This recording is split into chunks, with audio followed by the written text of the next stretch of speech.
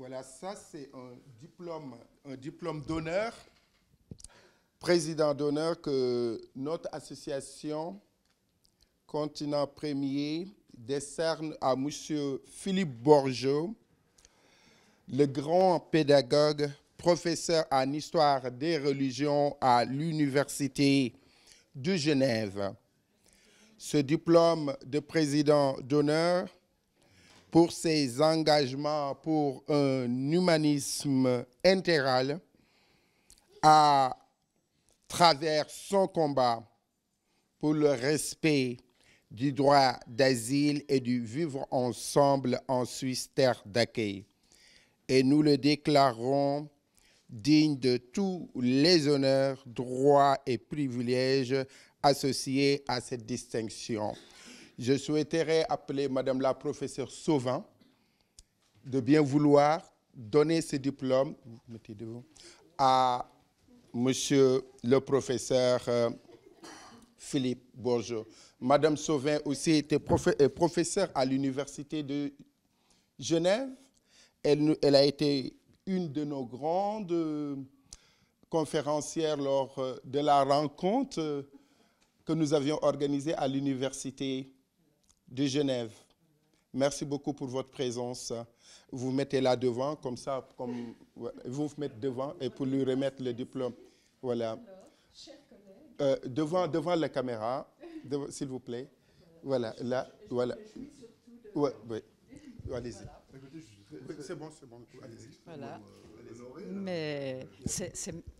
Mais c'est magnifique, vous avez de la chance de recevoir un diplôme pareil. J'espère que vous appréciez à sa juste valeur. Complètement, mais c'est-à-dire que je suis même ému, là. J'imagine bien, oui. En tout cas, je vous donne la collade pour vous féliciter. Et ça fait Merci, chers collègues. Merci beaucoup. Merci. Voilà, professeur. Voilà. Merci beaucoup. On va le mettre de là. Voilà, merci. Alors, merci beaucoup d'être venu ce soir encore une fois. Aujourd'hui, c'est très spécial pour 2 raisons, ou 3 ou 4. Mais la plus importante pour moi, quand j'étais en Suisse, étudiant de ce monsieur. C'est lui qui m'a initié aux études de l'histoire des religions. Nous n'étions pas nombreux à cette période. Et ce qui était intéressant, moi, avec ma fougue venant du Sénégal, de l'Afrique, parce que nous, dans nos universités, on parle beaucoup, on questionne beaucoup. En Suisse, les gens sont beaucoup plus calmes. Hein? Mais ce que j'avais constaté, en dehors du fait que lui, c'est un vrai érudit, et jamais un de mes grands écrivains roumains qui s'appelle Mircea Eliade.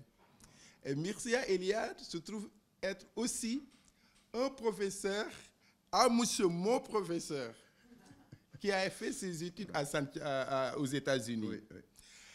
Oui. Mais en dehors de ça, ce que je constatais, c'est que les étudiants, quand lui, il nous posait des questions, le professeur Bourgeot, quand il posait des questions, nous étions, comme je dis, pas très nombreux, mais on avait l'impression qu'à toutes les questions qu'il posait, on avait raison. Et Dieu sait qu'on n'avait pas tous raison parce qu'on ne peut pas avoir tous raison. Mais il a une manière de vous faire par vous-même découvrir la faiblesse de votre réponse et pour monter. Et c'est ça un enseignant. Transmettre les savoirs, garder la dignité de l'apprenant et lui permettre à aimer la quête des savoirs. Professeur, merci. Deuxième raison, aujourd'hui, c'est la première rencontre du gingembre littéraire en l'année 2025. Donc, avoir autour de nous monsieur le professeur Bourgeot nous rend très émus. Et merci à vous toutes et tous, parce que ce n'est pas une très bonne heure, mais malgré tout, on peut dire que la salle est pleine. Mais pour ceux qui nous écoutent de l'étranger, il y a beaucoup de dames. Je ne sais pas pourquoi. Mais maintenant, pour les savoir, ce sont les femmes qui sont les premiers. pour le sport, ce sont les femmes qui sont les premières. Je souhaiterais, et ça je le dis, les gens qui me suivent le savent, moi je souhaiterais qu'on donne le pouvoir aux femmes. On en a assez des mecs qui nous font la guerre. Mais je ne sais pas, j'ai plus confiance à donner le pouvoir de présidente de la République ou de secrétaire général de l'ONU à une femme qu'à un homme. Il faudrait que l'humanité essaie de changer en ce sens-là. Et on verra bien ce que cela a donné. Parce que depuis ces 60 dernières années, on a fait trop de guerres, trop de pauvreté. Et Madame Marie-André Suprut, écrivaine, et aussi grande participatrice de Continent Premier parmi nos conférencières, me confirme. Et on a derrière elle Madame Colinette Allaire, qui est la fille de la première femme ambassadrice de la République d'Angola, qui est là aussi parmi nous. Et pour le diplôme, sachez que ce n'est pas par complaisance. Nous le donnons aux gens qui nous suivent, qui participent à nos réflexions. Et ce n'est pas la première fois que vous venez. Vous voyez votre collègue, Madame Sauvin, elle a participé à une seule fois, elle était magnifique et tout, mais il faudra qu'elle revienne donner une autre conférence pour mériter le diplôme. Voyez, voilà. Donc voilà, vous devez revenir faire une conférence pour qu'on puisse vous donner le diplôme. Donc, merci beaucoup. Je pense que j'ai assez parlé et je sais qu'il y a beaucoup de gens qui nous suivent de l'étranger. Merci à vous toutes et tous qui nous suivez de l'étranger. Vous savez que le gingembre littéraire, regardez, ça, c'est le compte rendu de tout ce que nous avons fait. Je ne sais pas à combien de conférences nous sommes. Madame Véronique Pam pourra nous le dire. Depuis 2019 à aujourd'hui. Et nous ne sommes pas une ONG. Nous ne dépendons d'aucun État pour faire ce que nous sommes en train de faire. Et ça, c'est grâce à vous qui nous suivez et qui nous faisiez confiance. Et je remercie parce qu'il y a 3 ans, la ville de Genève est venue avec M. Alfonso Gomez et M. Sami Kana à l'université. Ils étaient même étonnés. Je dis, voyez, tout ça, nous le faisons avec nos propres moyens. Et donc, voir aujourd'hui que certaines autorités commencent à s'intéresser à ce que nous faisons, cela nous rassure. Mais j'aimerais remercier nos amis personnels qui sont là. Il y a Jean-François Amobi, je vois que des amis à lui, Madame Sabine est là, qui était journaliste au journal Le Temps. Merci de votre présence. Qui a invité un ami, un collègue de Cameroun, c'est ça? Vous êtes étudiant? En quoi? En sciences. C'est ça aussi le gingembre littéraire. Je vois d'autres amis dans d'autres structures. Madame Ada, qui est venue avec sa fille. Et notre ami d'Ukraine, Madame Ola, cinéaste, qui est venue avec son enfant. Tout c'est ça aussi le gingembre littéraire. Merci beaucoup. Professeur, sans plus tarder, nous allons vous donner la parole pour nous introduire la conférence de ce soir. Merci beaucoup, Gorgui. Je dois dire, oui, bravo. Et je dois dire que j'étais très impressionné, il y a donc de nombreuses années maintenant, quand Gorgui est entré dans mon séminaire. Oui. Il n'est pas rentré inaperçu. Hein. Il avait déjà une aventure qu'il nous a racontée. Qui était merveilleuse et qui concerne un peu les relations humaines. Hein. Enfin, je ne vais pas entrer dans les détails, mais je vais commencer mon exposé tout de suite, parce que j'ai quand même préparé une chose qui risque d'être un peu longue, d'ailleurs. Bon, alors, donc c'est sur les récits antiques de l'hospitalité, et puis ça commence par une réflexion sur qu'est-ce que la mythologie, et qu'est-ce que la mythologie peut nous apprendre. Ce qu'on appelle aujourd'hui mythologie, c'est une idée récente. C'est une idée qui résulte de l'usage d'un mot grec, le mot mythos, qu'on peut traduire par récit, mythe, usage que l'on a pour mettre dans le même panier qu'on appelle mythologie des choses aussi différentes que l'épopée de Gilgamesh, les poèmes d'Homère, d'Hésiode, le Kojiki, le Mahabharata, la geste d'Asdhival, etc. Cet usage du mot mythe n'est devenu usuel que depuis la fin du XVIIIe siècle. pour désigner toutes sortes de récits, oraux ou écrits, issus d'une multiplicité de cultures, souvent très différentes les unes des autres. L'usage du mot mythe est alors devenu commun dans le sens approximatif suivant. Histoire traditionnelle et fabuleuse qui revêt une certaine importance et qui met en scène, dans un passé lointain, des personnages aux qualités surnaturelles. Cette catégorie fabriquée en Occident chrétien s'est vue appliquée à des récits du monde entier. Elle ignore les nuances des très nombreux termes qui désignent, de par le vaste monde, en une infinité de langues, une infinité de récits et de manières de dire spécifiques à chaque culture. Il faut être conscient de ce danger de négliger ce qui est propre à chaque société humaine dans sa manière de traiter ses propres trésors narratifs. Leur spécificité, la diversité de leur mode d'expression risquent d'être sous-estimées quand on parle de mythologie japonaise, dogon, berbère, égyptienne, mésopotamienne, grecque, etc. Il y a là le danger d'une réduction malheureuse. Il faudrait réfléchir sur ce point, sur ce réductionnisme, sur cette imposition aux autres d'une catégorie occidentale. Mais ça ne sera pas ici notre tâche. Qu'il suffise d'insister sur le fait qu'il existe, probablement partout, des récits qui projettent ceux qui les écoutent dans un espace et un temps fabuleux. Des récits qui renvoient le plus souvent à du passé lointain, tant des ancêtres, tant d'avant la séparation d'avec les dieux ou d'avec les animaux. Ces récits fonctionnent comme une mémoire. Chaque société humaine les traite à sa manière. Ils constituent pour elle une ressource essentielle pour penser le présent. Cette mémoire transmise par du narratif, par des récits, charrie avec elle des images, des personnages, des musiques, des cuisines, des parfums qui sont chaque fois spécifiques. Il faut aussi insister sur le fait que ces récits traditionnels ne sont pas un donné définitif, figé, fixé, une fois pour toutes. Chaque génération les lit ou les raconte à sa manière et choisit ceux qu'elle reconnaît comme les plus représentatifs, les plus significatifs.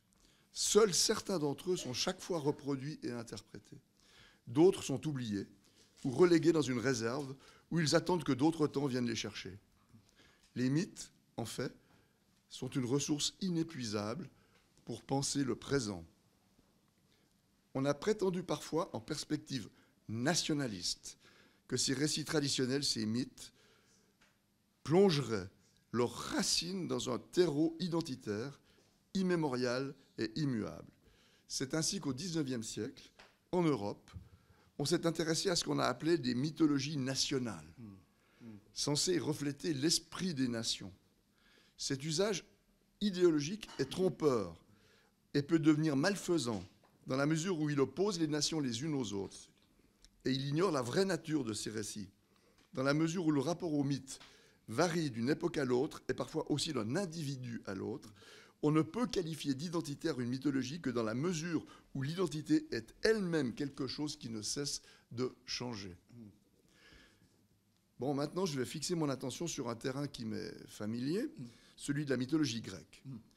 Je le fais dans l'espoir que les vieilles choses que je vais raconter résonneront en écho dans les gouffres du monde actuel. On a souvent recours à la mythologie grecque, encore aujourd'hui. Ce qu'elle offre, ce ne sont pas des modes d'emploi, mais tout simplement et plus profondément, un répertoire narratif enchanteur, qui fonctionne comme une mélodie sujette à d'incessantes reprises. Dans ce sens, l'Antiquité peut encore servir comme une boîte à outils, riche de précieuses références qui permettent de prendre de la distance, de réfléchir à nouveau frais sur des questions qui sont les nôtres, aujourd'hui, à partir d'un point de vue décalé. Pas tout à fait les questions que se posaient les anciens, mais de vieilles questions qui font écho aux nôtres. Les cités grecques antiques, de Thèbes, d'Athènes, de Sparte, d'Olympie, remontent en nos mémoires quand il s'agit de penser la peur et le lien social, la terre-mère, la migration, l'autochtonie, le primitif, l'animal, le dieu.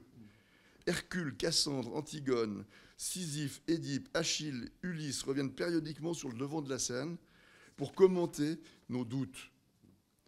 Leur réapparition les montre chaque fois costumés de manière différente. Leur survie est celle de motifs qui exigent d'être réactualisés sous peine de partir en poussière. Ces fantômes n'invitent pas à examiner le présent à la lumière de l'Antiquité. L'Antiquité n'a aucune lumière à nous offrir. Ils permettent au contraire d'examiner le présent à l'ombre de l'Antiquité. Cette ombre peut nous aider, entre autres, à ne pas être éblouis par l'éclat insupportable des horreurs qui nous entourent, à ne pas nous laisser aveugler par la lumière des folies qui se multiplient autour de nous. L'Antiquité nous aide à prendre du recul. À l'ombre des vieux récits, on peut regarder en face des choses qu'on n'envisagerait peut-être pas aussi lucidement. Des choses qui finiraient par nous laisser indifférents à force d'évidence et de brutale banalité. Puisqu'on va parler de récits grecs, il va falloir dire 2 ou 3 mots de la manière propre aux Grecs d'aborder ces récits, en précisant d'abord quelque chose d'essentiel. Les Grecs et les Romains de l'Antiquité, d'avant la conversion au christianisme, ne croyaient pas à leur mythe comme les chrétiens croient à leur histoire sainte. Une histoire sainte qui relève du dogme. Le mythe, certes, représentait pour eux l'histoire des origines de la communauté, mais cette mémoire tribale, ces récits partagés par la communauté, qu'ils reconnaissaient comme leur étant propres, ne faisaient pas l'objet d'un credo. C'était une mémoire à laquelle ils étaient fortement attachés, mais qui ne cessait d'être formulée en de nouvelles expressions. Une mémoire souple, en continuelle transformation, qui multipliait les variantes, les variations. Énoncer un mythe, cela revenait chaque fois à formuler d'une vieille partition une nouvelle interprétation. La mythologie foisonnait ainsi de récits qui ne demandaient pas à être crus, qui ne prétendaient pas dire la vérité, mais qui n'étaient pas pour autant dénués de sens et auxquels on accordait du respect. Le mythe faisait partie de la coutume, de la pratique sociale. C'était un jeu sérieux, un exercice traditionnel, non problématique. On se laissait porter par les récits, tels qu'ils étaient énoncés en fonction des contextes et des circonstances, et le sens venait de surcroît. La rupture chrétienne introduisit la nécessité d'une croyance. Les récits bibliques, la passion du Christ, les vies des saints, ne sont pas susceptibles, comme les mythes gréco-romains, d'être mis en doute. Les récits chrétiens sont tributaires d'une histoire sainte, en relation directe avec les rites. On imite Jésus-Christ, on consomme sa chair, on boit son sang, on récite le credo. Contrôlée par l'Église, la vérité du récit chrétien exige croyance. Elle s'oppose aux erreurs du paganisme et aux subterfuges du diable. Ceux qu'on appelle les pères de l'Église pensaient en effet que c'est le diable qui a inspiré la mythologie aux païens. Avec la conversion de l'Empire gréco-romain au christianisme, la mythologie classique n'a pourtant pas disparu. Elle a survécu comme un répertoire narratif, un trésor poétique, un instrument de réflexion, tenu à l'écart de la révélation, à l'écart des enseignements de l'Église. Un tournant idéologique, en effet, n'abolit pas ce qu'il éloigne. Repoussé dans le grenier de la mémoire, le passé survit à sa manière. Cette résilience, cette vitalité de ce qu'on aurait bien voulu anéantir, confère une épaisseur à notre mémoire collective, aujourd'hui encore.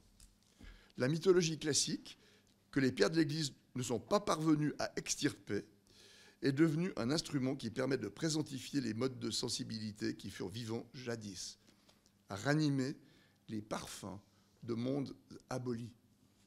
Pour comprendre cette réelle et étrange résilience des mythes anciens, pour essayer d'entrevoir ce que peut bien être la raison de leur vitalité, il convient de s'affranchir de quelques préconceptions. Et d'abord de la croyance en une sagesse immémoriale. Pas plus que de racines identitaires, il n'est question ici d'archétypes ou de structures fondamentales. Ce que les Grecs, qui ne sont pas nos ancêtres, mais qui furent d'admirables conteurs, nous ont transmis, à travers les Romains, il faut le dire, c'est un corpus de questions, d'interrogations, suffisamment bien posés pour être transposables en différents contextes. Les mythes grecs exposent des questions ouvertes, en constante métamorphose, et des questions qui sont pertinentes. Leur survie ne s'explique pas par une sagesse incarnée, mais par un pouvoir poétique. La matière mythique offre une manière de dire ce qui résiste au temps, ou ce qui échappe à la norme. On a pu parler à ce propos du recours au grec pour contrer le présent, pour exposer des tensions, pour problématiser. Le recours aux mythes anciens permet en effet de porter ce qu'on appelle des coups de rupture, en confrontant notre langage à un autre langage, en se laissant traverser par une parole ancienne et néanmoins étrangement familière. La distance entre nous et les Grecs est bien réelle. Nous ne sommes pas des Grecs. Notre connaissance des récits grecs dépend d'une culture savante. Mais rien ne sert de blâmer l'élitisme de ceux qui ont accès direct aux mythes anciens, tels que transmis en grec ou en latin. Retransmettre, n'est-ce pas, qu'on le veuille ou non, le rôle normal de ceux qui savent. Les réinterprétations littéraires, musicales, picturales, cinématographiques de la mythologie dépendent d'une culture savante, certainement, avec l'Attis de Lully, le Minotaure ou l'Hercule de Dürrenmatt, l'Orphée de Cocteau ou la Médée de Pasolini. Le mythe pourrait apparaître comme réservé à quelques élites cultivées. Mais il faut bien reconnaître, toutefois, qu'on observe en Occident, et pas seulement en Occident d'ailleurs, un phénomène qui n'est pas un oubli populaire des mythes anciens. Loin de ne survivre que dans la mémoire de quelques érudits, les mythes sont objets de métamorphoses populaires. Ils irriguent de manière bien réelle une culture de plus en plus mondialisée et qui enchante de larges publics. Il suffit de penser aux jeux vidéo, au cinéma ou encore à d'innombrables bandes dessinées, comme pour ne prendre qu'un exemple hors de la tradition européenne, Nausicaa de la vallée du vent, le fameux manga japonais de Hayao Miyazaki, publié entre février 1982 et mars 1994. Pour ce qui est du rapport que nous avons aujourd'hui chez nous à ces récits qui mettent en scène de nombreux dieux ou êtres surnaturels, j'insisterai sur le fait que les monothéismes ont profondément modifié la perception du monde, en imposant notamment une croyance en la transcendance. Le divin, contrairement à ce qui se passe au Japon, par exemple, s'est retiré de l'ancien monde. Les sociétés christianisées et occidentalisées ont tendance à considérer les personnages qui hantent les mythes, ces instances mystérieuses qui côtoient les humains, les dieux, les esprits, les ancêtres, comme étant illusoires, hors monde réel. Officiellement, du moins, car elles reconnaissent parfois la présence d'anges gardiens ou de démons persécuteurs. Pour ceux qui eurent ou ont encore l'expérience de ces êtres, de ces instances mystérieuses, elles sont bel et bien parmi nous. Elles habitent avec nous, elles commercent avec nous, elles accompagnent et influencent nos actions, elles leur donnent leur efficacité ou la compromettent. Ce sont des personnes autres qu'humaines, ayant les qualités de personnes humaines, mais disposant de pouvoirs supérieurs à ceux des humains. Tel est, dit l'anthropologue Marshall Salins, l'univers enchanté des cultures de l'immanence. Le monde humain y est conçu comme faisant partie d'un monde plus vaste où les frontières entre société et cosmos n'existent pas. Les romantiques ont souvent parlé avec nostalgie de l'époque mythopoétique comme celle d'une enfance de l'humanité. Le rappel des mythes anciens ouvre l'accès à un passé révolu. Il peut susciter l'illusion de retrouver une possible transparence au monde, refusée à l'humain moderne. Mais il est temps maintenant d'en venir vraiment à mon propos. Parce que j'ai fait une trop longue introduction là. Hein. Il faut arriver à l'étranger dans la cité, dans l'espoir de faire réagir ce monde lointain à certaines de nos préoccupations d'aujourd'hui. Je vais commencer par les phénomènes migratoires, dans leur rapport à une conception de l'humain. Alors, des déplacements de population, il y en a eu de nombreux, bien attestés par l'histoire, notamment dans le Proche-Orient ancien. On n'a qu'à songer à l'exil biblique, la destruction du temple et la déportation d'une partie des habitants de Jérusalem à Babylone par Nabuchodonosor en 587 avant Jésus-Christ, suivi 50 ans plus tard du retour d'une partie de cette population d'exilés à Jérusalem. Dans la conscience historique des Grecs aussi, il y a des souvenirs de la réalité vécue de migrations anciennes. Les Grecs se souviennent d'avoir étendu leur espace en colonisant les pourtours de la Méditerranée et de la mer Noire, à l'époque dite archaïque, c'est-à-dire essentiellement au 8e et 7e siècle avant notre ère. Ils se souviennent de ces temps où une cité grecque détachait une partie de sa population pour l'envoyer établir une nouvelle cité ailleurs, dans un ailleurs qu'on imagine le plus souvent, à tort, comme vide. C'est souvent comme ça. Hein. En Sicile, en Italie du Sud, à Marseille ou sur les côtes de l'Afrique ou de la mer Noire.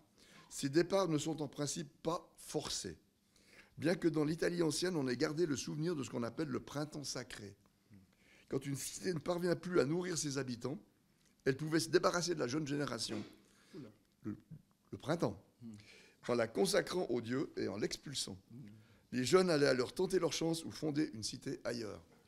Les migrations ont suscité le développement de toute une mythologie. On raconte ainsi que la population dorienne du Péloponnèse, le dorien désignant un dialecte du grec distinct par exemple de la langue parlée à Athènes, la population qui parle dorien au Péloponnèse tirerait son origine du retour des descendants du héros Héraclès, donc Hercule, qui avait été autrefois chassé de la cité péloponnésienne d'Argos. C'est ce qu'on appelle le retour des Héraclides, les fils d'Héraclès. Il faut rappeler que la Grèce ancienne était un monde de cités indépendantes les unes des autres, qui vivent en état de tension permanente. Les cités, Athènes, Sparte, Corinthe, Thèbes, pouvaient être liées par des alliances, mais elles n'étaient jamais réunies dans ce qu'on pourrait appeler un État ou une nation. Il n'y a pas d'État grec antique. Elles se trouvaient le plus souvent en relation, donc, je viens de le dire, de conflits. D'où périodiquement des exils collectifs, des déplacements de population qui viennent se réfugier en masse parfois chez des alliés. Les habitants de Phocée, par exemple, sur les côtes d'Asie mineure, forcés de fuir leur cité sous la menace des Perses en 545 avant notre ère, vont se réfugier dans une colonie qu'ils avaient fondée jadis en Corse. Je cite un historien grec. Les Phocéens lancèrent leurs vaisseaux en mer, mirent leurs femmes, leurs enfants et leurs meubles, et de plus les statues et les offrandes qui se trouvèrent dans les temples, excepté les peintures et les statues de bronze. Lorsqu'ils eurent porté tous leurs effets à bord de ces vaisseaux, ils s'embarquèrent et firent voile. Les Perses, ayant trouvé la ville abandonnée, s'en emparèrent. Fin de citation. Les cités sont aussi souvent déchirées à l'interne par des luttes entre factions qui débouchent sur des expulsions, des exils, sans parler de ce phénomène bien connu, mais apparu au 5e siècle avant notre ère, qu'on appelle ostracisme, où les citoyens réunis à l'Assemblée sont appelés à inscrire sur des tesseaux de céramique, des ostracas, le nom de ceux dont ils désirent se débarrasser, en les condamnant à aller se réfugier ailleurs. Donc, la Grèce antique connaît fort bien la question de l'exil et des réfugiés. Il y a d'ailleurs une thématique grecque de l'exil qui met l'accent sur l'errance. Le mot grec qui dit cela, errance, planet, c'est le mot qui donne chez nous planète, conjoint des idées d'errance, d'aliénation et de malheur. C'est à la fois de la folie, du malheur et de l'exil.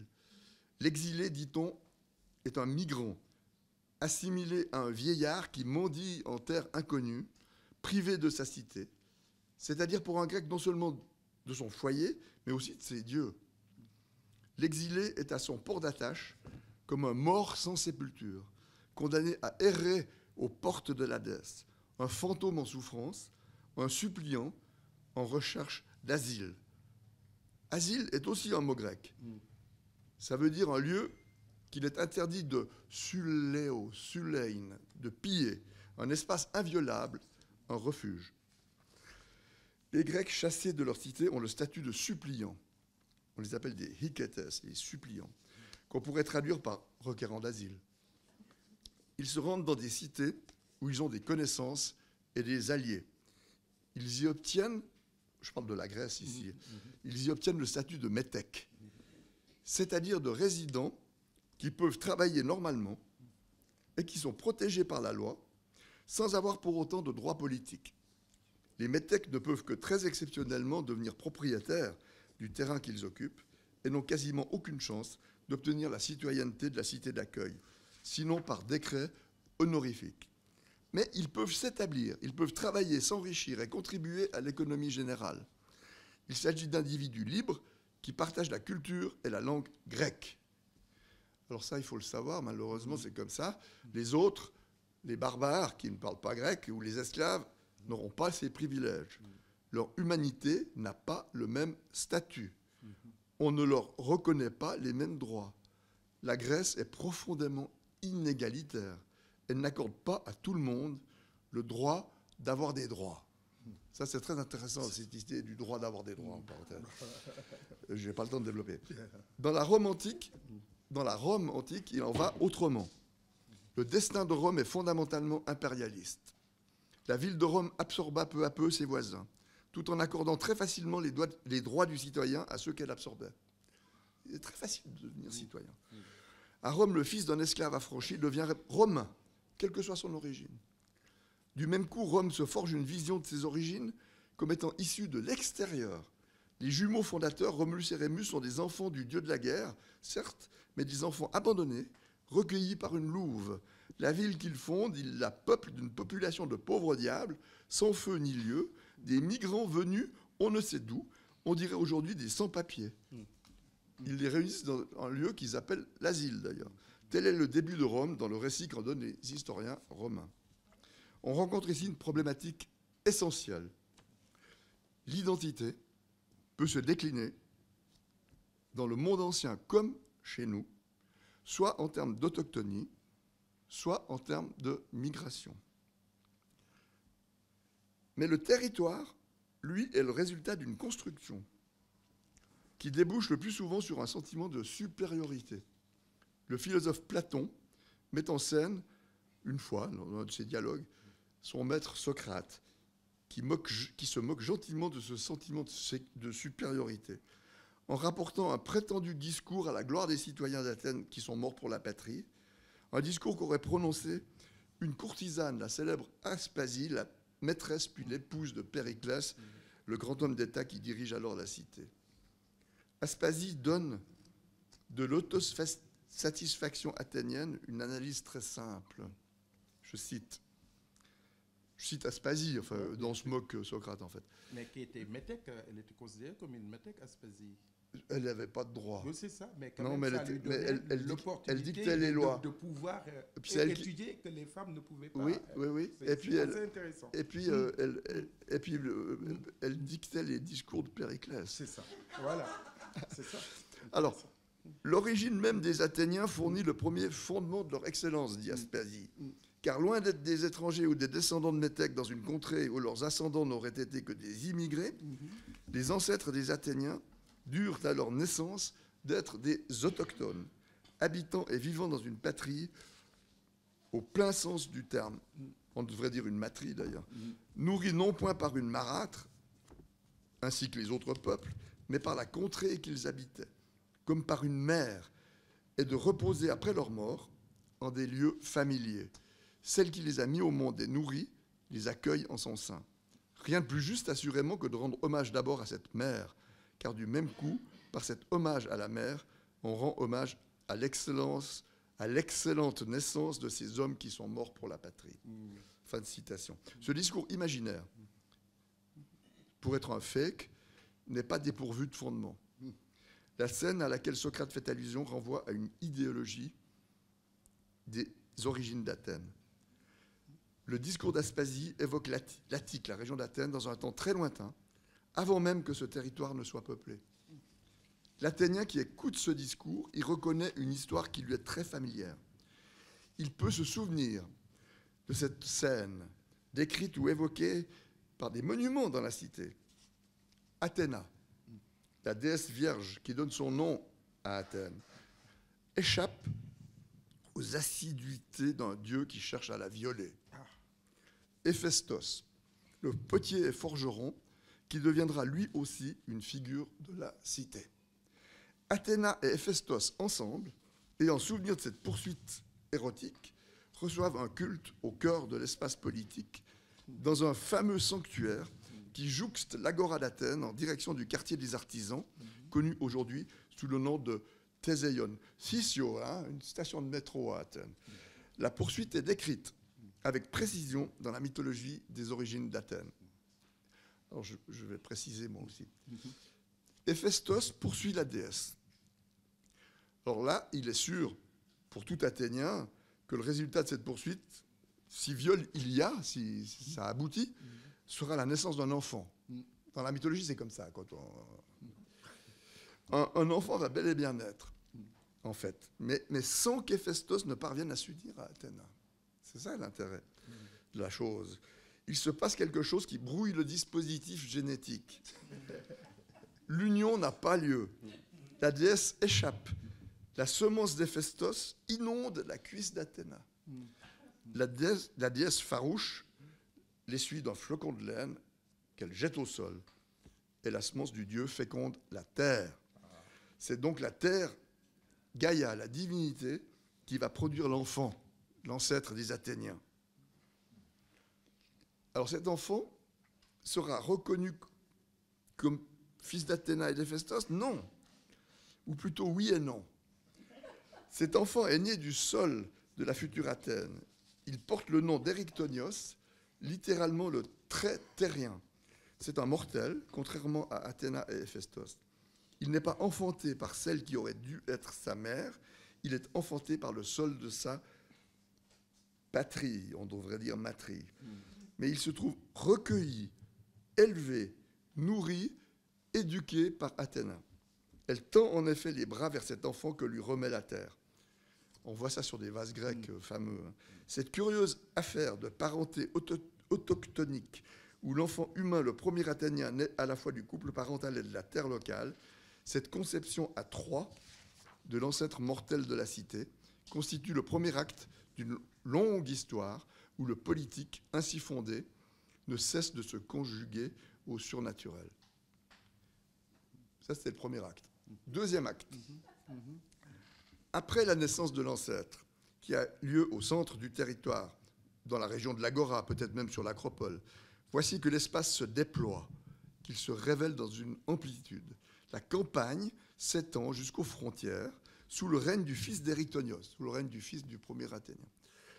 On est encore près des origines. C'est l'époque où le monde naturel, les dieux et les hommes ne sont pas définitivement distingués, séparés. Les dieux circulent sur terre, alors même que se mettent en place les premières bourgades et des techniques civilisationnelles élémentaires. Les premières étapes, si l'on veut, sont déjà là. Les campagnes sont occupées par des bergers, des apiculteurs, des chasseurs. Mais il n'y a encore ni céréaliculture, ni viticulture, ni pain, ni vin. Donc, ce qui signifie pour un grec qu'on est encore dans un stade de pré-civilisation. Pour les Grecs, les humains sont des mangeurs de pain et des buveurs de vin. C'est alors que Déméter et Dionysos arrivent sur place, l'un et l'autre. Ces deux divinités viennent se faire connaître aux habitants du territoire athénien. Ils viennent réclamer une part de culte en échange de leurs dons. Leur commune venue désigne comme étant solidaires ou complémentaires les domaines sur lesquels l'un et l'autre vont régner, domaines symboliquement désignés par le pain pour Déméter et le vin pour Dionysos. Déméter, déesse du blé, est arrivée là alors qu'elle errait sur la terre à la recherche de sa fille Perséphone, enlevée par le dieu des morts. Elle a quitté les dieux et pris l'apparence d'une pauvre vieille femme mortelle éplorée. Elle est accueillie par la famille qui règne sur la bourgade d'Éleusis, aux confins de l'Attique. Elle fait don à cette famille, à l'issue d'une crise qui aurait pu conduire l'humanité à sa perte d'ailleurs, mais en récompense de l'hospitalité, fondamentalement. Elle fait don à la fois de l'agriculture, c'est-à-dire de la richesse, du bien-être de la vie cultivée, et des mystères, les mystères d'Éleusis, c'est-à-dire un rite secret qui permet d'échapper à la désespérance quand on pense à la mort. Dionysos, dieu de la vigne, arrive, lui, à la même époque, dans une autre petite bourgade, en pleine campagne, non loin de la frontière entre l'Attique et la Béotie, sur la route qui conduit de Thèbes à Athènes. Il débarque dans le village d'Icarion. Icarion deviendra bien plus tard, la patrie de Thespis, un vieux poète considéré dans la tradition grecque comme l'inventeur de la tragédie. Les archéologues ont effectivement trouvé là quelques vestiges d'un sanctuaire de Dionysos à côté d'un des plus anciens théâtres de Grèce. Il faut comprendre, avec le mythe, que Dionysos, futur dieu du théâtre, arrive dans la région d'Icarion après avoir quitté Thèbes, la ville de sa maman, Sémélé, où vient de se dérouler un drame, une tragédie, qui révèle les pouvoirs d'illusion et de métamorphose de ce dieu enchanteur, ainsi que les ravages de la folie, la mania, le ménadisme qu'il peut déclencher. On sait, notamment grâce au Bacchante, la pièce du tragédien Euripide, ce qui peut arriver à celui qui ne reconnaîtrait pas la divinité de Dionysos. En Attique, où l'on va bientôt inventer pour lui la tragédie, il ne fait pas l'objet d'une résistance du même type que celle qu'on a voulu lui opposer stupidement lors de son retour à Thèbes. Il est au contraire chaleureusement accueilli par celui qui donnera son nom au village d'Icarion, un cutéreux nommé Icarios, qui vit là en compagnie de sa fille Érigonée et de sa chienne Maïra. Chaleureusement accueilli, mais pas encore véritablement reconnu. On ne sait pas qui il est, mais on l'accueille. L'histoire commence un peu comme celle d'Abraham, hôte exceptionnel recevant les 3 anges messagers de Yahvé sous les arbres de Mambré, avant la catastrophe de Sodome et Gomorrhe. Une histoire d'hospitalité. Comme Abraham, sans savoir qu'il a affaire à un dieu, Icarios offre à Dionysos une hospitalité généreuse. C'est aussi ce que font au même moment, à l'égard de Déméter, les gens d'Éleusis, qui installent dans le palais, comme nourrice du fils du roi, une vieille femme en deuil, en qui ils ne reconnaîtront que bien plus tard la déesse. De même que les gens d'Éleusis recevaient de Déméter le blé et les mystères, Icarios reçoit un cadeau extraordinaire. Quand Dionysos, heureux de la belle hospitalité, prend congé, il lui offre à Icarios un plant de vigne et lui apprend à le cultiver. Il lui enseigne comment transformer le fruit de la vigne en un breuvage étrange et lui enjoint d'en diffuser la connaissance à l'humanité. De la même manière que la culture du blé et l'art de transformer le blé en farine puis en pain seront diffusés à partir d'Éleusis, la culture du vin sera diffusée à partir d'une bourgade, elle aussi appartenant à Athènes. On perçoit dans ce récit raconté par des Athéniens la marque d'une revendication chauvine, d'une fierté, sinon d'une propagande. À Athènes, on imagine donc le citoyen émerger du sol de sa patrie, enraciné depuis toujours. À Rome, au contraire, je l'ai dit, on imagine les ancêtres comme débarqués d'un ailleurs plus ou moins lointain. Loin de se définir par une quelconque identité enracinée dans le sol de la cité, Rome occupe un espace arbitrairement choisi par son fondateur, un espace peuplé d'immigrants. La romanité dépend de la fidélité à un site désigné et décidé par Romulus. Le lien de la population romaine à sa terre a donc quelque chose de conventionnel. À l'origine de la ville, Romulus a réuni une population de misérables dans un lieu, je me répète ici, précisément appelé asile, une place de refuge, un espace inviolable. C'est ça, Rome, c'est une cité de réfugiés. Rome versus Athènes, donc. Immigration versus autochtonie. Les deux possibilités sont exposées en des mythes, des récits d'origine. À Athènes, de multiples légendes d'autochtonie confirment cette idée. À Rome, l'histoire d'Énée cette fois-ci, renforce la thématique d'une origine par immigration. Énée, qui est l'ancêtre de Romulus, le fondateur de Rome, Énée a échappé aux flammes de la ville de Troie détruite par les Grecs, dans la guerre de Troie.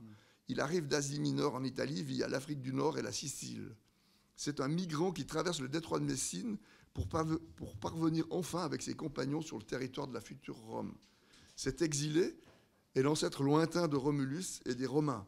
On comprend qu'avec une telle idéologie d'ouverture et simultanément de vocation impérialiste, faut-il s'empresser d'ajouter, Rome n'a jamais vraiment adopté la notion grecque de barbare. Pour les Romains, il n'y a pas de barbare. Les Romains se pensent comme simultanément indigènes et allogènes. Regardons de plus près ce regard que les anciens portent sur l'étranger qui débarque. Ce que nous avons dit jusqu'à maintenant pourrait donner l'impression d'un regard plutôt bienveillant. C'est vrai, jusque dans une certaine mesure.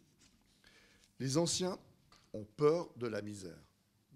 Aristote, grand philosophe, précise qu'ils en ont peur comme de la laideur, de la maladie, de la privation d'amis, de la mort. Cette peur suscite la pitié. Mais la pitié, c'est pas bon pour les Grecs. La pitié est mal vue. Il faut s'en purifier. C'est une des raisons d'ailleurs pour laquelle les Grecs ont inventé la tragédie. C'est pour se purger d'émotions considérées comme mauvaises, la peur et la pitié. Le misérable, le pauvre, le misérable est pitoyable, mais il ne suscite pas un sentiment de charité, comme le voudrait par exemple la tradition chrétienne ou musulmane. Quand il est en plus un étranger, il peut même susciter un sentiment de peur, crainte d'une souillure. Il y a en effet tout un courant de la pensée grecque qui associe l'étranger à la souillure. Ce courant de pensée, mais il est plutôt présent chez les intellos, c'est curieux ça, plutôt que, semble-t-il, dans la population habituelle. Ce courant de pensée inspiré de Platon définit la pureté comme absence de mélange, amixia. La souillure opposée à la pureté serait donc causée par un mélange. C'est ainsi, par exemple, et ça fait écho à des choses qu'on entend ici, non ? C'est ainsi, par exemple, qu'il faudrait éviter de consommer certains aliments pour éviter tout mélange. Ne pas mêler le même soi-même à l'autre ou à du contradictoire. Ne pas mêler mon corps vivant à la chair d'un animal mort, quand on est végétarien, par exemple. Ce que sont ces intellos, la plupart du temps, d'ailleurs. La pureté consisterait donc à ne pas se mêler à son contraire. L'impureté, inversement, consisterait à se mêler à son contraire. De la prescription rituelle de type alimentaire, certains penseurs radicaux furent donc naturellement entraînés à énoncer des prescriptions sexuelles. Condamnation des unions, hétéro ou homosexuelles, ce souci de maintenir l'intégrité du même, de le préserver de toute conjonction à du contraire ou à du contradictoire, est invoqué, par exemple, par le philosophe Porphyre, un néoplatonicien du IIIe siècle de notre ère, qui décrit la vie des Spartiates. Porphyre fait l'éloge des mesures qui avaient pour effet d'éviter à Sparte le contact de la population avec des étrangers. On faisait tout pour qu'ils évitent le contact avec les marchands itinérants ou autres. La peur du contraire entraîne en effet la peur de l'autre. Sparte est un exemple extrême de ce point de vue. Mais la notion de race, qui peut-être vient à nos esprits quand on écoute ça, ne veut rien dire ici.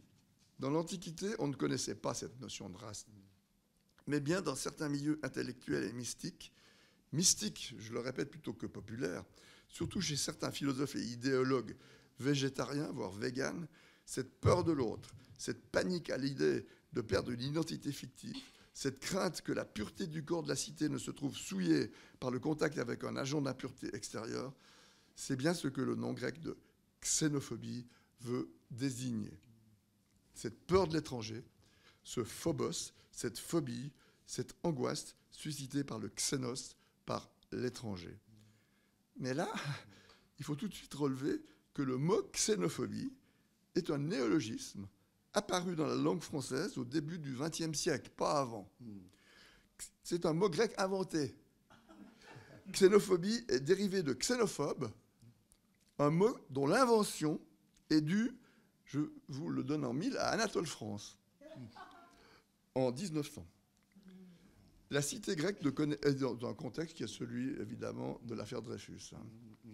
La cité grecque ne connaît pas de xénophobie systémique, sinon exceptionnellement. À Sparte, peut-être. Mais les anciens Grecs, comme les Suisses d'aujourd'hui, sont partagés entre deux sentiments, la peur de l'autre et l'empathie. Les Grecs étaient pourtant encouragés à être empathiques plutôt qu'à avoir peur de l'autre. Ils étaient encouragés par de grands exemples qui montrent comment l'on doit accueillir l'étranger qui débarque, alors même qu'il serait démuni de tout. Cet étranger, nous disent de très nombreux mythes, pourrait être un dieu de passage. L'étranger pourrait être un dieu. Lui faire du mal serait un crime.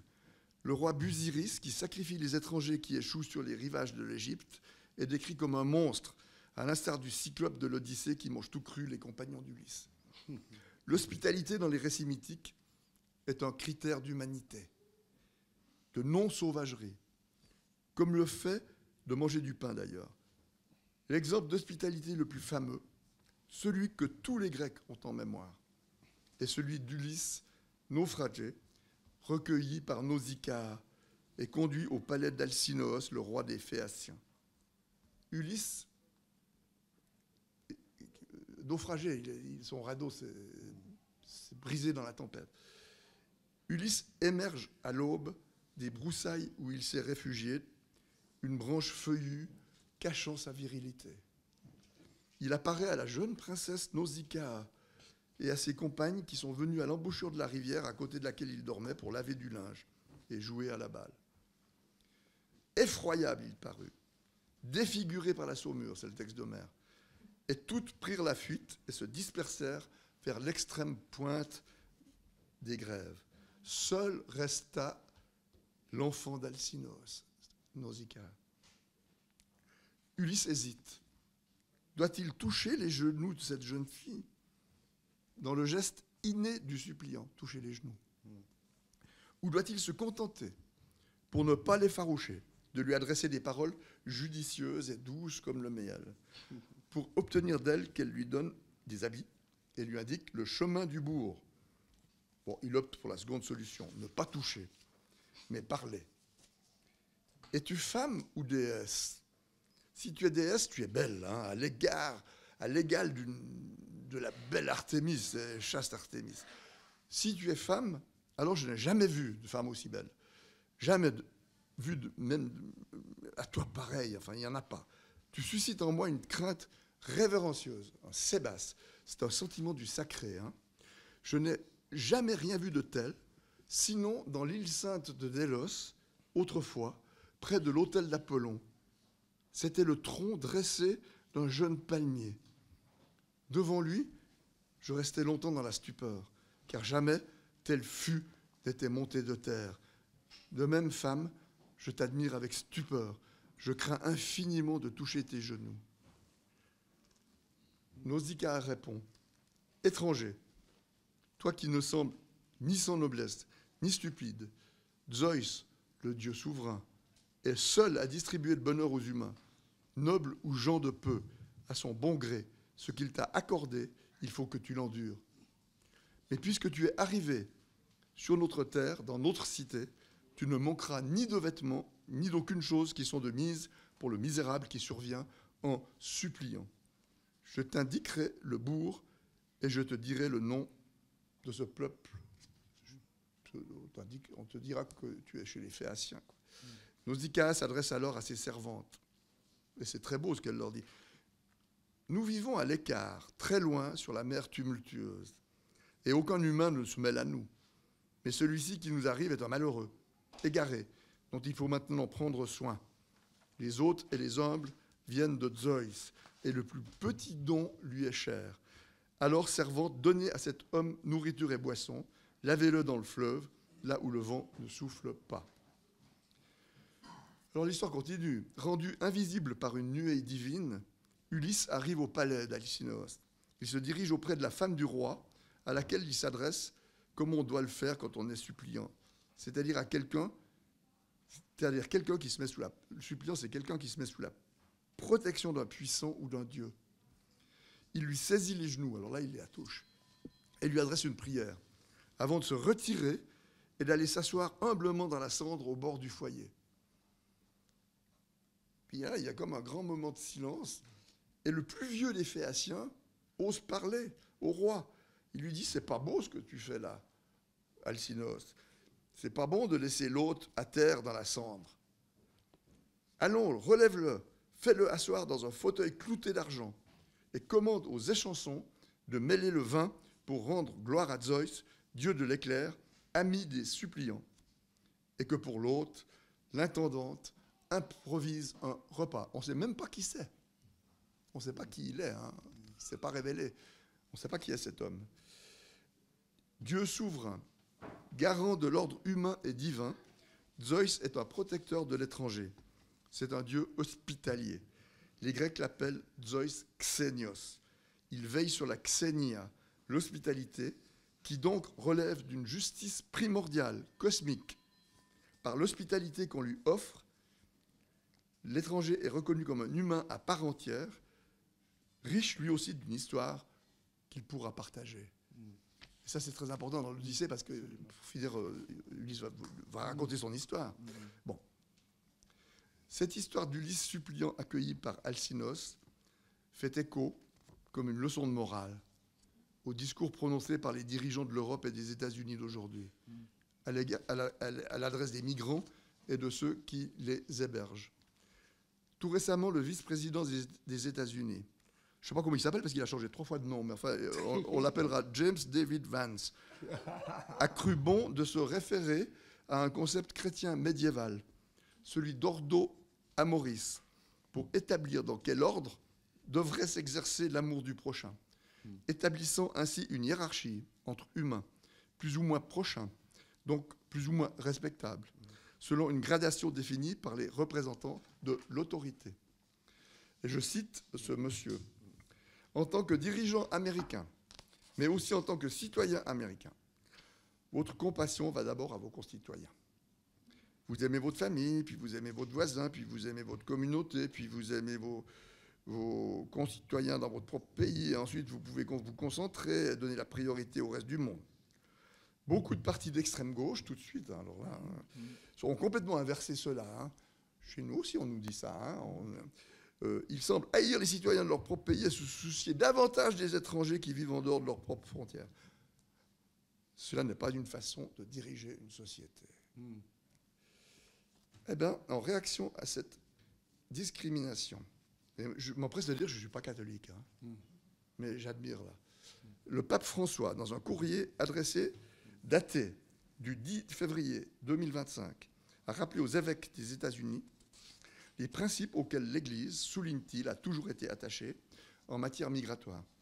Une vision fondée sur la dignité, en latin dignitas, hein, une valeur humaine universelle qui avait déjà fait en 2024 l'objet d'une importante déclaration du Vatican. Il faut aller sur le site du Vatican, vous trouvez toutes les sources.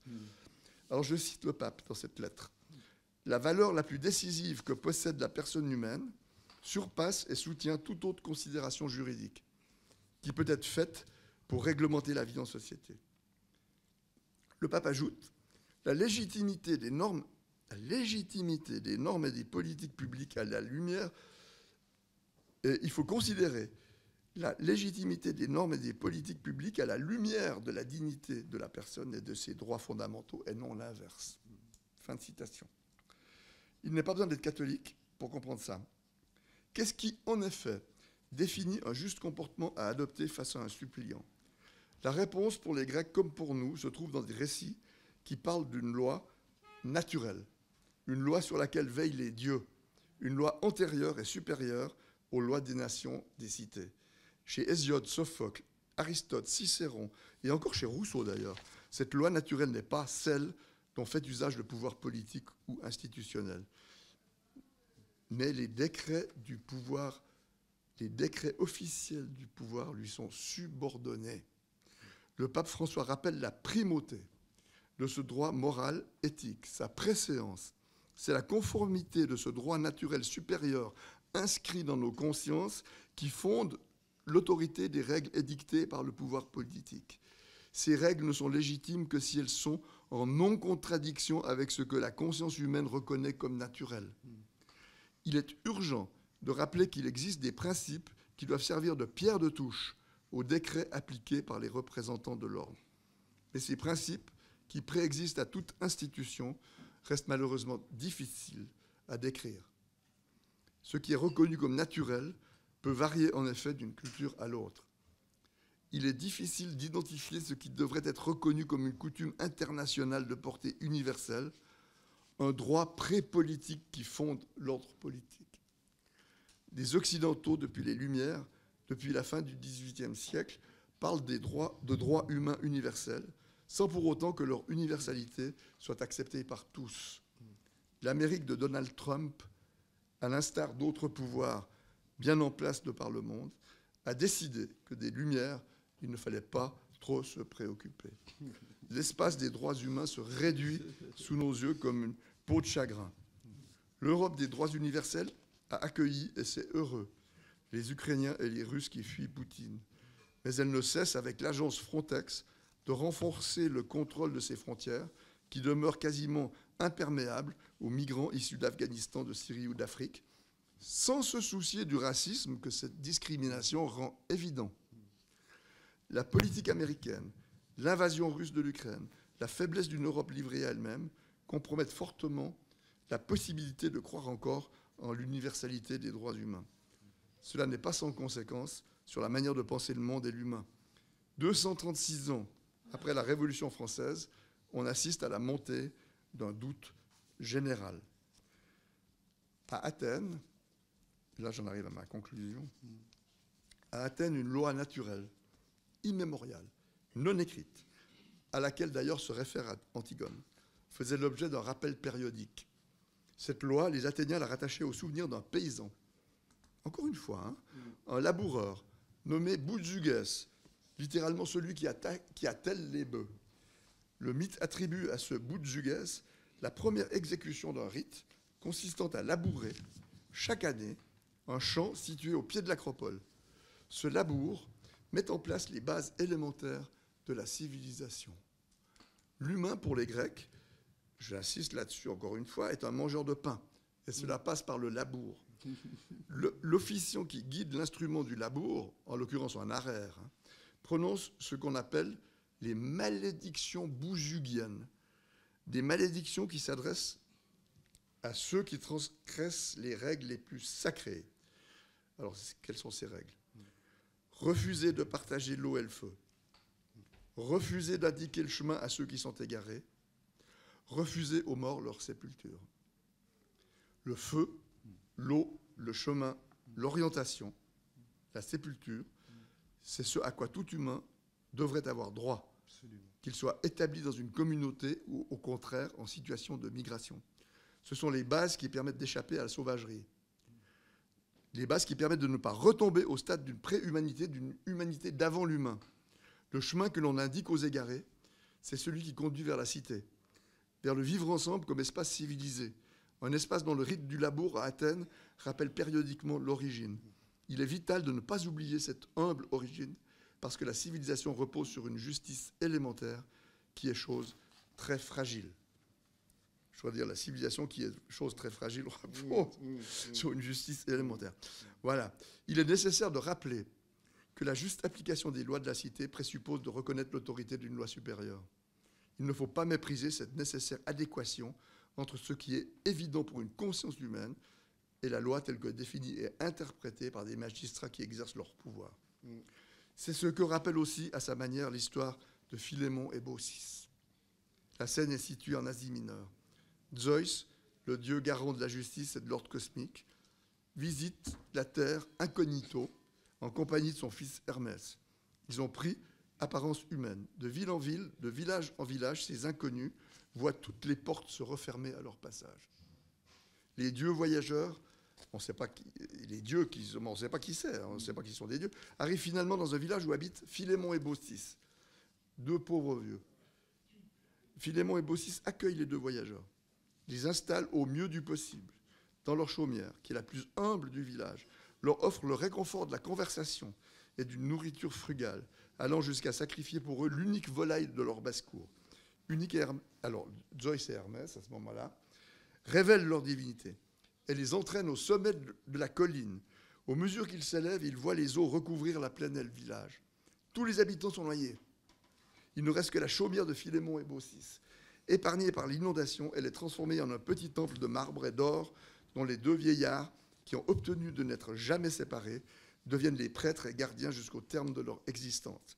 Échappés à la mort, ils se transforment en deux arbres à jamais enlacés. Ce mythe gréco-romain peut apparaître comme une version païenne de l'histoire d'Abraham et des anges du Seigneur, telle qu'on la lit dans la Bible ou dans le Coran. Cette conformité des coutumes d'hospitalité entre le polythéisme antique et les trois monothéismes pointe en direction d'un possible universel. Accueillir des étrangers, c'est accueillir des dieux, c'est affirmer sa propre humanité en reconnaissant l'humanité de ceux que l'on accueille. Je vous remercie. Bravo, bravo, bravo. Merci. Wow. Ces applaudissements montrent vraiment la profondeur de votre réflexion. Et merci beaucoup d'avoir pris le temps de nous préparer ce magnifique cours magistral d'humanité, professeur Bourgeot. Je remercie encore ceux qui nous écoutent de partout. Je remercie le public genevois, suisse, dans sa diversité, qui est aujourd'hui venu, comme d'habitude, à écouter nos magnifiques intervenantes et intervenants.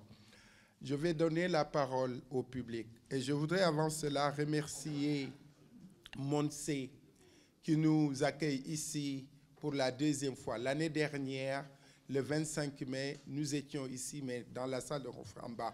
Aujourd'hui, on a voulu, c'est le 19 mars, il y a de la lumière, il y a du soleil, faire la conférence à eau, et je pense qu'on a bien fait. Alors, on va prendre les questions, s'il vous plaît. Soyez précis, comme d'habitude. 1 minute et demie au maximum. Mais vraiment, posez vos questions, vos interpellations. Après, il y a l'apéritif qui est offert. Je vois qu'on nous a apporté pas mal de gingembre et de jus aussi venant de nos amis du restaurant Teranga, un restaurant sénégalais, qui a voulu aussi participer à cette organisation de ce premier gingembre de l'année. Le gingembre, c'est très bon. Hein? C'est très bon. Ce n'est pas que la pensée, mais ça soigne.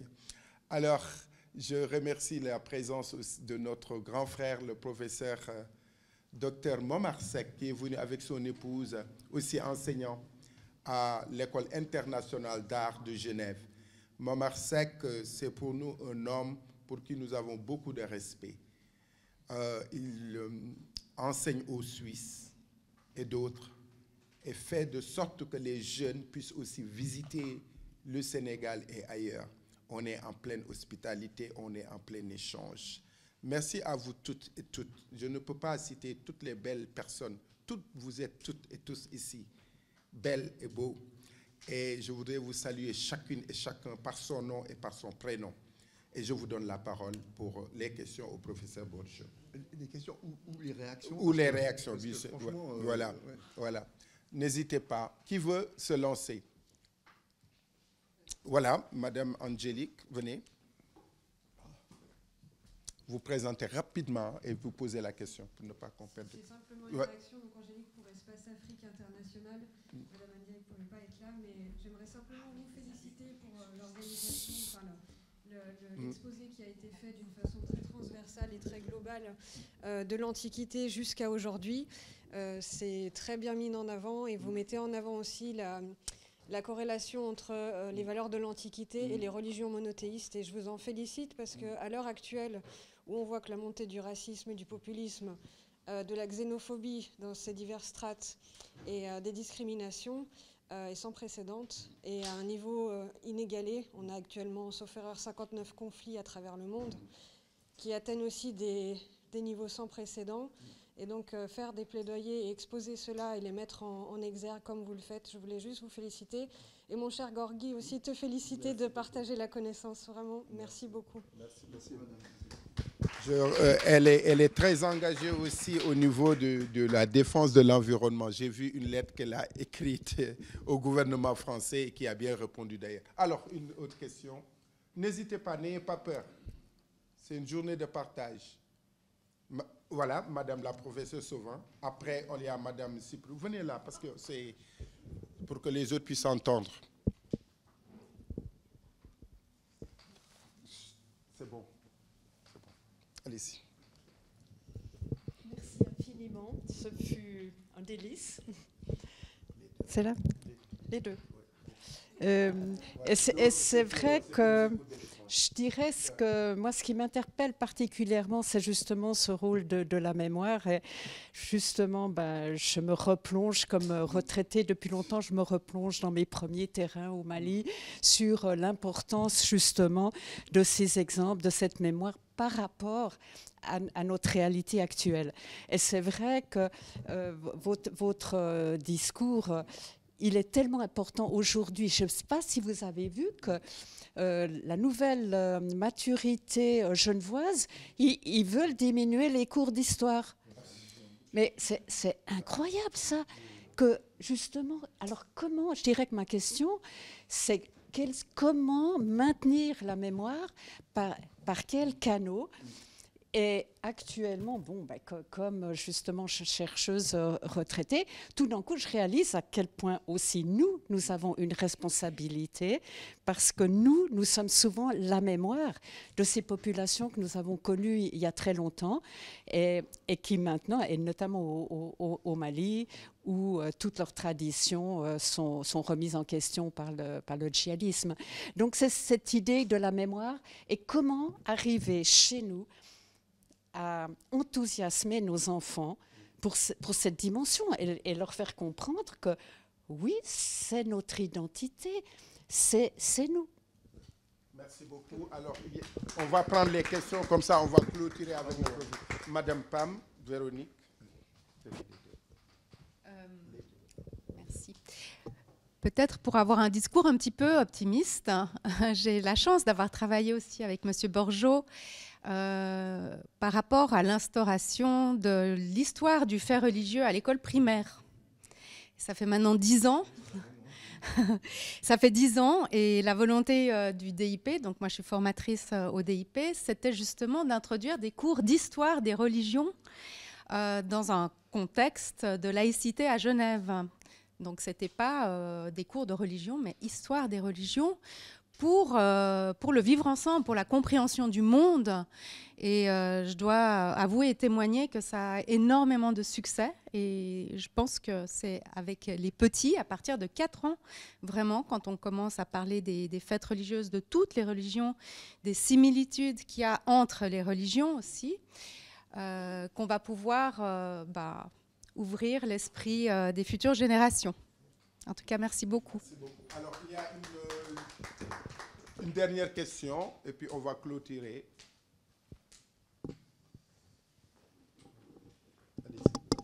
Les deux? Oui. J'ai une prothèse. Merci beaucoup. Je suis une femme politique, conseillère municipale de la ville de Genève, Ensemble à gauche. Pourquoi je me lève? Parce que M. Bono, il a parlé de l'esclavage, de l'immigration, de la Grèce. Et moi, je suis partie du Cameroun en pirogue en 82. Donc, j'ai traversé l'océan Atlantique avec une pirogue. J'ai fait le Nigeria, le Bénin, la Haute-Volta. J'ai rencontré même le Sankara à l'époque. Donc, c'est pour cela, vraiment, j'ai été intéressée. J'ai passé une bonne soirée. Parce que moi, je n'ai pas fait les grandes études, mais le fait de participer, j'acquiers la connaissance. Donc, merci beaucoup. Donc, merci beaucoup. Surtout la Grèce, j'ai toujours eu envie de visiter la Grèce. Je ne sais pas, quelque chose m'attire là-bas, mais j'irai un jour à la Grèce. Merci beaucoup, Gorgui. Merci, mon petit frère. Merci. Et je suis candidate encore. D'accord. Alors, finalement, Madame se décide. Alors, une dernière question, alors, avec Marie-André Cyprut, et puis on va fermer. Comme ça, on pourra couper le jeu. Il y a du café pour ceux qui ont fait le ramadan. En fait, je n'avais pas l'intention de poser une question, mais j'ai été un peu fascinée et envoûtée par ce voyage de l'hospitalité depuis l'Antiquité jusqu'à nos jours. Et je pense justement à ce terme d'hospitalité qui était la marque de fabrique de mon pays, la Martinique. Et j'ai remarqué que ça se perdait. Et de nos jours, ça se perd un peu partout. Et je reviens de mon pays, justement, et je suis assez contente de rassurer, disons, de voir qu'elle revient un peu, cette hospitalité. Et je voudrais que ça se fasse un peu partout. Excellent. Voilà, merci. Oui, bien sûr. Parce que ce que vous dites de la Martinique me fait penser à des souvenirs de la Grèce, de la Grèce moderne même. Hein. Alors, je ne sais pas ce qu'il en est aujourd'hui, mais je me souviens qu'un des grands maîtres dans nos études, c'était Jean-Pierre Vernant, c'est un homme important. Hein. Il se souvenait de son premier voyage en Grèce quand il était encore tout jeune, quoi. Il ne pouvait pas choisir.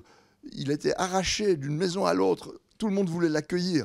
C'était encore une hospitalité formidable. Les gens se battaient presque pour accueillir l'étranger, quoi. Oui, ouais. Excellent.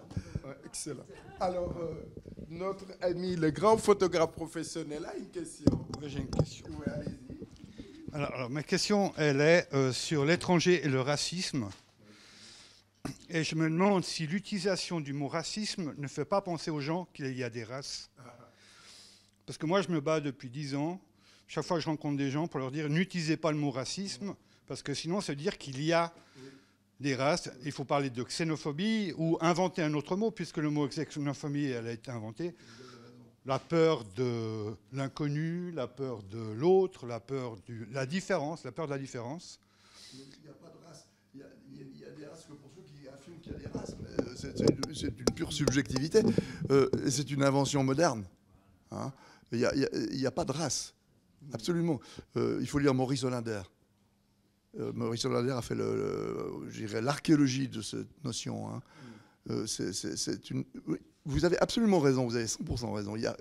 Utiliser le mot racisme, c'est dangereux. Mais en même temps, il est très utilisé.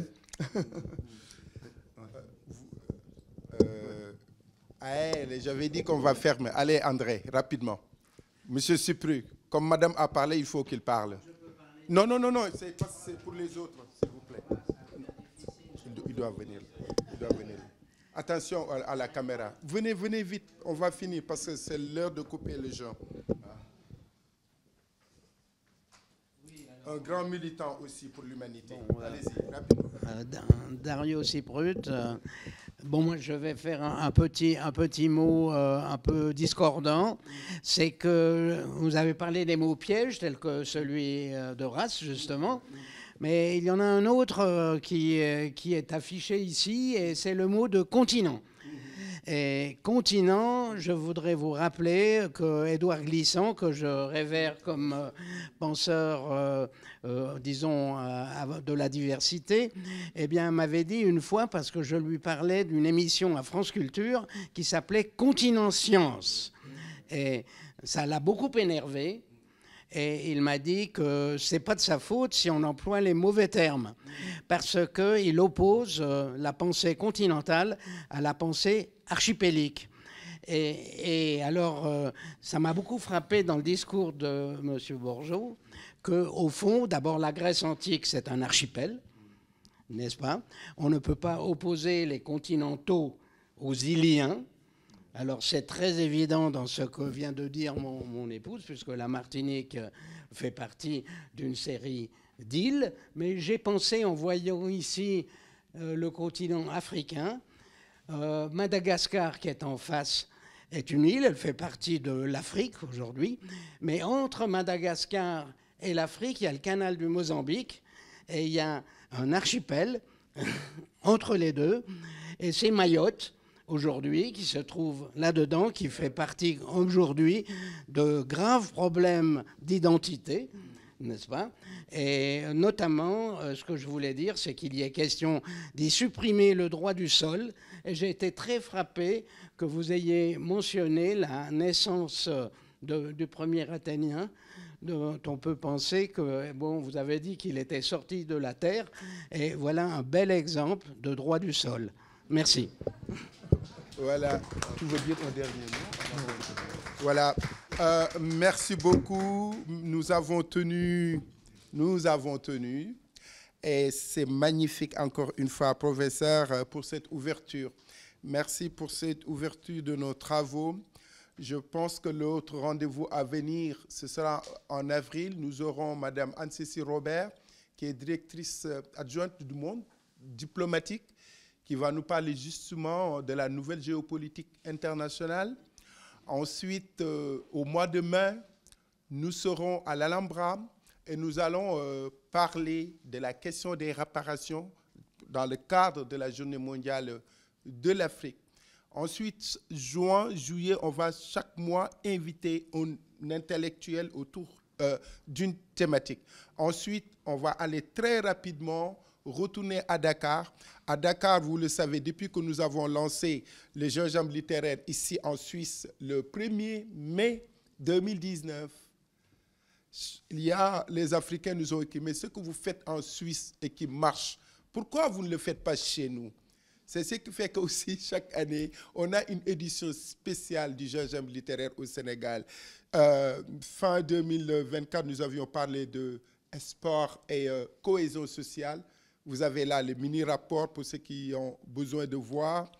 Et donc, pour cette année, à Dakar, justement, nous allons parler des migrations, de la question de la migration, mais en même temps, nous allons mettre en couple la question de la souveraineté alimentaire et sous le prisme du changement climatique. Vous voyez, nous avons un programme qui s'étale pendant toute l'année et je remercie tous ceux qui nous aident, les bénévoles suisses, africains, nos amis qui nous soutiennent, parce que chacun, il apporte. C'est ça notre force. C'est pourquoi aucun État aujourd'hui n'arrive pas à nous tenir, parce qu'ils n'ont pas de moyens de pression sur Gorgui. Parce que moi, ce que j'organise, ce sont nous et nos amis qui le faisons. Eux, s'ils viennent, je dis merci, vous êtes là, c'est magnifique. S'ils ne viennent pas, nous, on est là. Et c'est ça, que j'ai pensé à ça dès le début, parce qu'auparavant, mais va demander les subventions, ceci, cela. J'ai dit, mais c'est bien, mais pour l'instant, marchons avec le peu que nous avons. Et nos lumières, ce sont ces enseignants, ce sont ces intellectuels, mais c'est vous qui venez nous écouter. Parce que le jour où on organise quelque chose de très intéressant et qu'il n'y ait personne, ça ne sert plus à rien non plus. Donc, merci au public qui nous suivent physiquement, mais aussi à ces milliers et des milliers de personnes à travers le monde qui nous écoutent. Merci à vous qui nous écoutez d'ailleurs. Vous avez un coucou de Suisse ici. Alors, un mot, le Sénégalais, le grand cinéaste sénégalais, comment il s'appelle, Sembène Ousmane, il a fait voilà, un film qui s'appelle Moladé. Vous savez, chez nous, l'asile, le droit d'asile, c'est sacré. Quand tu violes cela, mais tu es banni. Des gens se sont sacrifiés parce que justement, quelqu'un a voulu rompre ce lien-là. Et on le retrouve dans tout ce que vous avez expliqué tout à l'heure. Ça montre que la dignité, c'est ce qui nous rassemble. Moi, quand je parle des questions de la Palestine, je n'en parle pas en tant que musulman. Cela ne m'intéresse pas. Parce que je sais que dans le monde arabe, même si certains mélangent, parce que tout ce qui est arabe n'est pas aussi musulman, mais dans ce monde-là, il y a un racisme extraordinaire, excusez-moi d'utiliser le mot, mais il faut savoir nommer, parce que si l'on ne nomme pas aujourd'hui les choses, on tourne autour, et c'est important. Mais pourquoi moi je dois pouvoir parler de la Palestine? C'est parce que je suis aux Nations Unies. Je vois ce qui se passe, je sais ce qui se passe. Je suis le premier à avoir utilisé le mot génocide. C'est quand les gens ont commencé à utiliser, je suis passé à autre chose. Les gens me disent, mais pourquoi tu ne critiques pas le monde arabe dans cette histoire? Je dis, mais eux, ils ne m'intéressent pas. Ce qui me lie aux Israéliens, ce qui me lie aux Suisses, ce qui me lie aux gars de Gaza, mais c'est notre commune humanité. Et il nous faut, nous toutes et tous, rompre ces appartenances qui sont externes et nous relier à ce qui nous rassemble. Et si nous le faisons, nous pouvons voir ce qui ne va pas. Et c'est en ce moment-là, par l'amour et la dignité, nous pouvons élever tous les humains. Je vous remercie de votre aimable présence. Merci.